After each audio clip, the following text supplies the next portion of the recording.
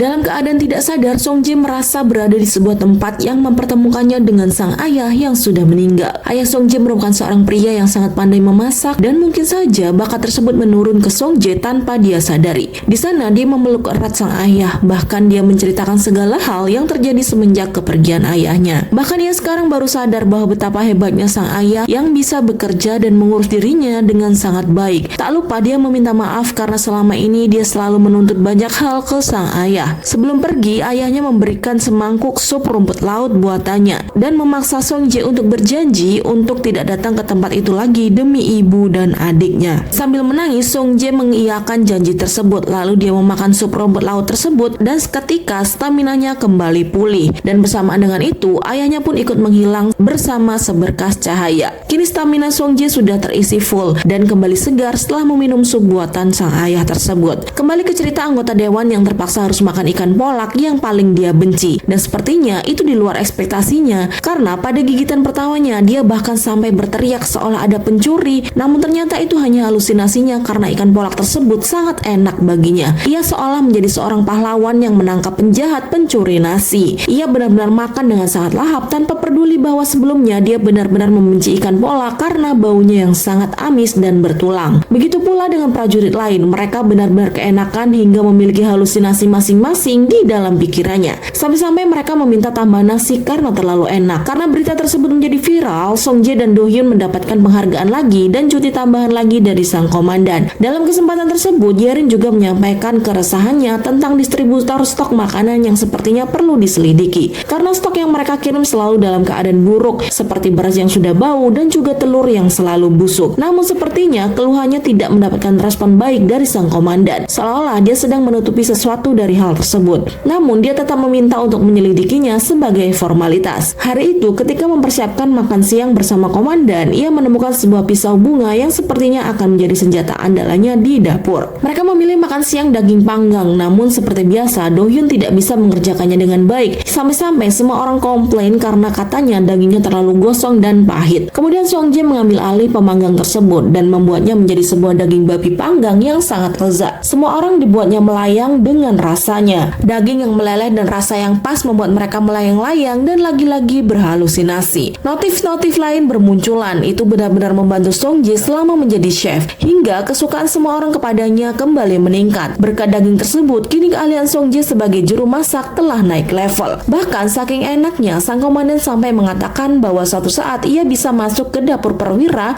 dan menjadi seorang juru masak di sana. Di mana di sana itu berisikan para chef yang tak diragukan lagi keahliannya dan biasa memasak di hotel bintang 5. Song Jae benar-benar merasa tersanjung dan sepertinya dia juga termotivasi untuk bisa masuk ke sana. Keesokan harinya, stok bahan makanan datang. Namun dari mata koki Song Jae, semua stok barang tersebut sepertinya sangat tidak layak untuk dimasak. Dan tak sengaja Yerin mengetahui hal tersebut ketika dia sedang lewat dan dia mencoba protes. Namun sang pengantar mengatakan bahwa biasanya juga seperti itu. Bahkan dia tidak takut jika Yerin melaporkan ke atasannya. Hari itu mereka terpaksa menggunakan bahan-bahan yang sudah tidak layak tersebut untuk makan siang. Namun dengan penuh ketelitian, Song Jae memilih bagian yang masih bisa dan aman untuk dimakan. Meskipun dengan bahan-bahan yang harus dipilih kelayakannya, ia berhasil memasak makanan yang benar-benar enak. Bahkan seorang penjual makanan truk yang ikut makan pun sangat amat menikmatinya hingga ia berhalusinasi dan melayang-layang dalam pikirannya. Song Jae terus melatih kemampuannya. Kini teknik menggunakan pistolnya telah naik level ke level 5 dan dia tak akan berhenti sampai di situ. Malam itu tanpa sengaja Do Hyun mendengar percakapan sang sersan dan temannya. Mereka bilang tanpa Song Jae, Do Hyun tidak bisa melakukan apapun dan itu membuatnya sangat sedih hingga keesokan paginya. Bahkan ketika Song Jae menghampirinya pun ia bersikap ketus. Siang itu Song Jae akan melakukan wawancara di sebuah acara TV dan tiba-tiba seorang reporter yang datang ke sana berlari dan langsung memeluk Song Jae hingga membuat semua teman-teman prajuritnya melongo menyaksikannya. Dan apakah wanita itu pacar Song Jae?